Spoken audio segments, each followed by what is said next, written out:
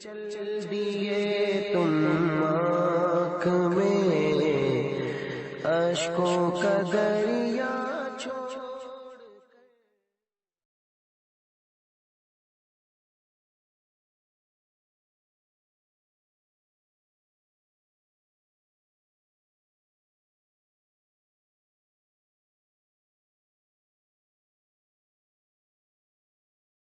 مجھے لگتا ہے سلمان بھائی جتنی داڑیاں انہوں نے رکھوائی ہیں پچھلے کئی صدیوں میں شاید ایسے واقعات نہیں ملے ہوں گے. پتہ نہیں کیا میرے بارے میں تاثر قائم کرے.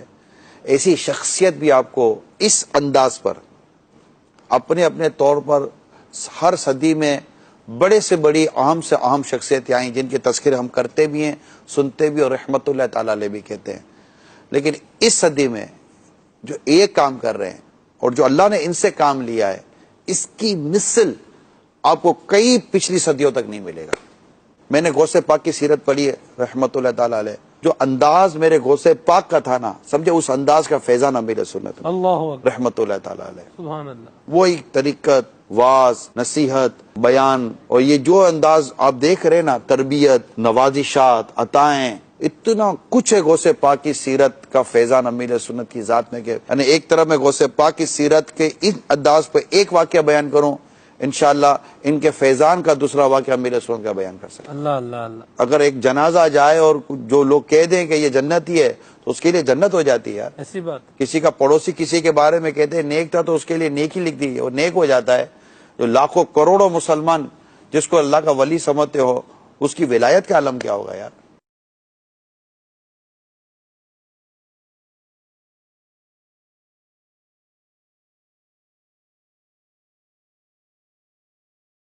اور یہ چلے ان کو 10 روپے عیدی اور مدینے کا اور مدینے کا بسکٹ اور امیر سنت کے منہ مبارک. ارے واہ سبحان اللہ کیا بات ہے. سبحان اللہ سبحان اللہ بھائی بڑے پیارے پیارے باپا کے دیے ہوئے تبرکات آپ کا بھی درست ہے اور آپ کو عاشق غوث اعظم کے پیارے پیارے بایان امیر سنت کے بعد تحفے میں دیے جائیں گے.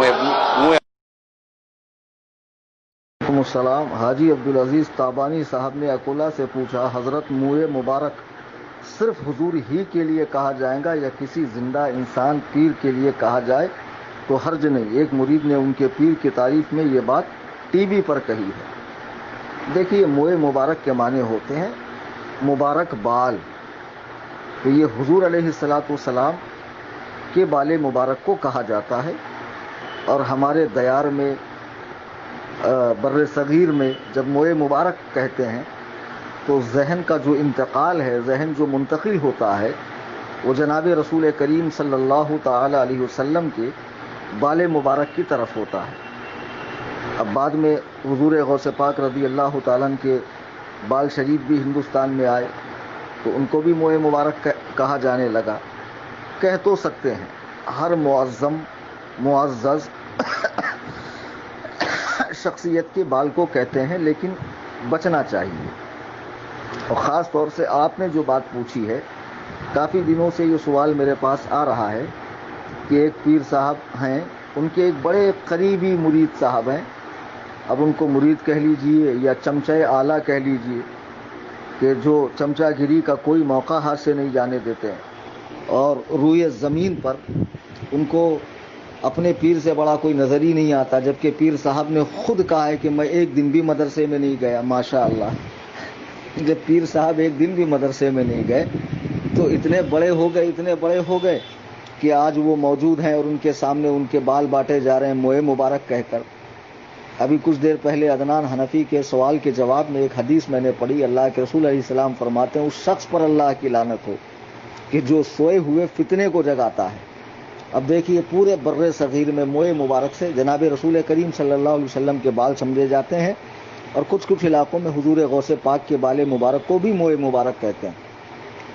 لیکن اب 14ویں صدی ہجری میں ایک غیر عالم شخص چلیے ٹھیک ہے ان کو خلافت مل گئی اور علماء کی صحبت میں بیٹھ کر فرائض و واجبات کا اچھا خاصا علم انہوں نے حاصل کر لیا ہے. لیکن عالم تو عالم ہی ہوتا ہے جس نے باقاعدہ مدرسے میں سبقن پڑھا ہو. تو خیر ان کو عالم تک بھی محدود نہیں رکھا مجدد بھی بنا دیا اور کیا کیا بنا دیا ان کے سامنے یہ تماشے ہو رہے ہیں. اللہ اکبر کبیرہ.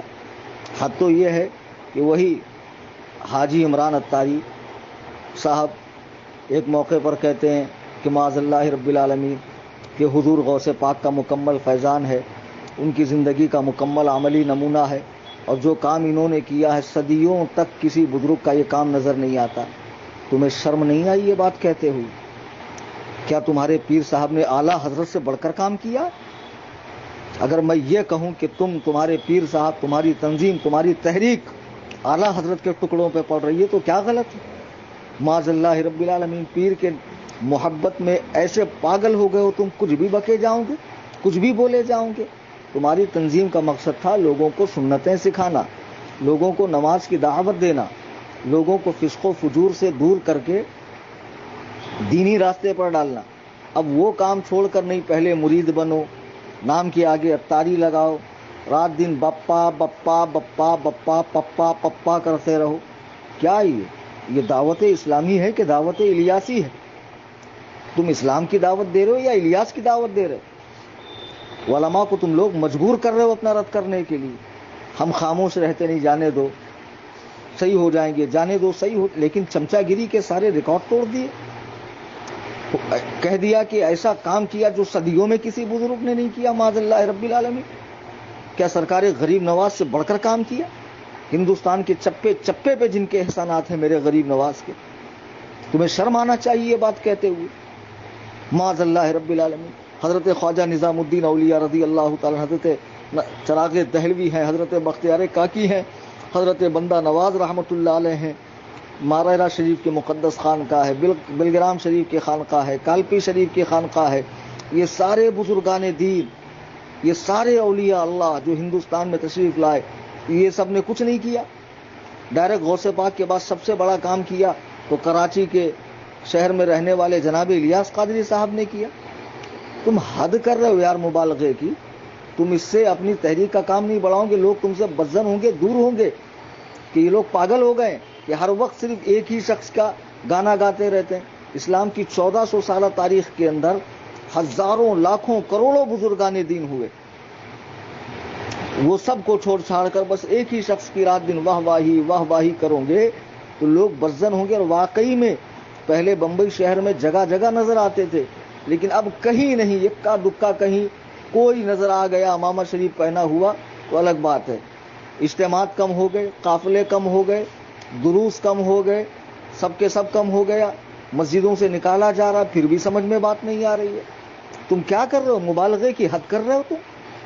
وہ شخص بیٹھا ہوا اپنی تعظیم کروا رہا ہے، تم اس کے بالوں کو موئے مبارک کہہ کے بانٹ رہے ہو. لا حول ولا قوت الا باللہ العلی العظیم. تم چاہتے کیا ہو بھائی؟ کون سے منصب پہ بٹھانا چاہتے ہو؟ میں کہنا نہیں چاہتا ہوں ورنہ میرے زبان پہ بہت سخت بات آ رہی. تم ان صاحب کو کون، ایک غیر عالم کو تم نے عالم بنایا، حضرت علامہ مولانا بنا دیا، مجدد صاحب بنا دیا. ہاں مجھے تو ڈر ہے کہیں امام مہدی ہونے کا اعلان نہ کر دے. معاذ اللہ رب العالمین. کہیں ان کے حق میں دعوی نبوت نہ کر لیں یہ لوگ. پاگل پن مت کرو، اپنی حدوں میں رہو. جس شخص کی جتنی تعظیم ہونی چاہیے اتنی ہی کرو. ہر شخص کو اپنے پیر سے محبت کا حق ہے، لیکن شرعی حدود کو پار کر کے نہیں. سمجھ میں آئی بات؟ شرعی حدود کو پار کر کے نہیں. کیا حضور تاج الشریعہ رحمت اللہ علیہ کے بارے میں نہیں جانتے تم؟ جن کا تقوی، طہارت، تسلط فی الدین، علم، خوف خدا، علم، صبر، ہر چیز اعلیٰ درجے کی تھی. اللہ اکبر کبیرہ. جس نے حکومت وقت کی آنکھ میں آنکھ ڈال کر باتیں کی، کبھی انہوں نے حالات سے سمجھوتا نہیں کیا، ہمیشہ اللہ و رسول کی رضا کو سامنے رکھتے ہوئے قرآن و سنت کی روشنی میں فیصلے دیے. کبھی ان کے مریدوں نے اس طرح کی بات نہیں کہی، نہ انہوں نے اپنے لیے ایسی فخریہ بات کہی. معاذ اللہ رب العالمین. یہاں سامنے بیٹھے بیٹھے سارا تماشا ہو رہا اور سب کے سب ہضم کر لیا جا رہا. اللہ کے رسول علیہ الصلوۃ والسلام فرماتے ہیں کہ جو شخص یہ چاہے کہ میں آؤں تو لوگ کھڑے ہوں، میں بولوں تو لوگ چپ ہو جائیں، وہ اپنا ٹھکانہ جہنم میں بنا لے. پھر آپ فرماتے ہیں انا سید البشر لا فخری، میں اولاد آدم کا سردار ہوں لیکن مجھے فخر نہیں ہے. آدمی کو تواضع اختیار کرنی چاہیے، عاجزی اختیار کرنی چاہیے، اور صرف کیمرے کے سامنے نہیں، کمرے میں بھی عاجزی اختیار کرنی چاہیے، گوشے تنہائی میں بھی عاجزی اختیار کرنی چاہیے.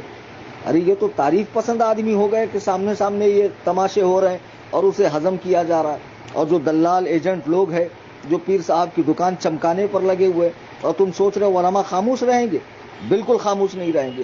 تمہاری غلطیوں پر تمہیں تنبیہ کی جائیں گی. میں برسوں سے خاموش ہوں, تمہارے معاملے میں نہیں بولتا ہوں, لیکن میں دیکھ رہا ہوں کہ اب حدود کو تجاوز کیا جا رہا ہے, حد سے زیادہ بڑھا جا رہا ہے. کبھی غوث اعظم کے بعد ڈائریکٹ ان کو ہی بتایا جا رہا ہے, کبھی ان کے منہ مبارک بانٹے جا رہے ہیں, اور کبھی کیا ہو رہا ہے. ایک شخص آتا ہے دین سیکھنے کے لیے بیچارہ تمہارے پاس, اگر تمہارے پاس نہ آتا تو وہابی دیوبندیوں کے پاس جا کر گمراہ کافر ہو جاتا. تو آپ اس کو بجائے نماز سکھانے کے, بجائے صورتیں سکھانے کے, بجائے اس کا قرآن صحیح کرنے کے, آپ پہلے تو اس کو امامہ شریف پہناتے ہو, اس کو فرض کے درجے میں آپ کر دیتے ہو کہ نہیں پہننا ہی ہے. تحریک کی بولی بولنی ہے, تحریک کی مخصوص اصطلاحات اپنانی ہے, یہ مخصوص مدنی بیگ, یہ مدنی چپل, اور یہ قفل مدینہ کا عینک, اور یہ قفل مدینہ کی کنکر, اور یہ وہ بیچارے پہ اتنی پابندیاں ڈالتے ہو, ڈر کے بھاگ جاتا ہو. اور مرید ہونا ہے. خود ہمارے یہاں علاقے میں ایک معاملہ پیش آیا, ساکی ناکے میں پہلے جہاں ان کا مرکز تھا, جہاں سے اب انہیں بھگا دیا گیا ہے, وہاں پر میں اس شخص کو بھی جانتا ہوں, جس کو چاہیے میرے پاس آ کر ایڈریس لے لے. جری مری میں رہتا ہو, نام نہیں ظاہر کروں گا. ایک بیچارہ تبلیغ میں جا رہا تھا, لوگوں نے کہا اس سے اچھا ان کے پاس چلے جا. گیا تو پہلے دن آپ فارم بھر لیجئے بیعت کا. تو اس نے کہا میں تاج الشریعہ سے مرید ہوں. تو بولے اس سے کیا فرق پڑتا, آپ ان سے ہو جائیے. اس نے کہا ڈبل کیسے ہو جاؤ, طالب ہو جائیے. ارے اس نے کہا میں ایسے پیر کا مرید ہوں جس پہ پورا زمانہ ناز کرتا ہے. الیاس قادری صاحب کیا ہیں, اپنے آپ کو اعلیٰ حضرت کا غلام کہتے ہیں, تو ان کی اولادوں کے بھی غلام ہو گئے نا. میں تو اعلیٰ حضرت کی اولاد کا مرید ہوں اور وہ ان کے غلام ہے. تو جب میں آقا کا مرید ہوں تو غلام کا مرید کیوں ہو جاؤں؟ زبردستی بیعت کروائیں گے, زبردستی طالب بنائیں گے. اس طریقے سے دین کا کام نہیں چلنے والا. تبلیغیوں کے اجتماعات جو بڑے بڑے ہوتے ہیں, بغیر کسی پوسٹر کے, بغیر کسی چینل کے, بغیر کسی اشتہار کے کروڑوں لوگ پہنچتے ہیں.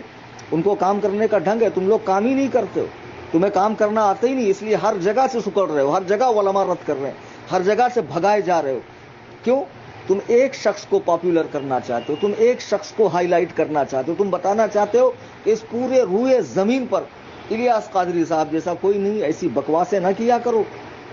اللہ کی یہ زمین کبھی بھی اللہ والوں سے خالی نہیں رہی. ایک سے ایک ایسے ایسے ہیں بندگان خدا کہ جن کو دیکھ کر خدا کی قسم اللہ سبحانہ و تعالیٰ کی یاد تازہ ہو جاتی ہے.